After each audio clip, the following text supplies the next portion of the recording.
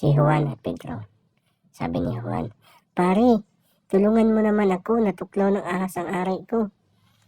Sabi ni Pedro, "Sige, tatawag ako sa doktor."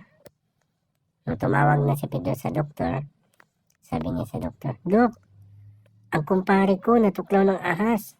Ano po ba ang dapat kong gawin?" Sabi ng doktor, "Ito ang gagawin mo, iho. Sisipsipin mo ang dugo kung saan natuklaw ang kaibigan mo." Sabi ni Juan, "Oh, anong sabi ng doktor, pare?" Sabi ni Pedro, "Mamamatay ka na daw." Ang photographer at si Butchok. Sabi ng photographer, "Hey, do you want to have some photos?"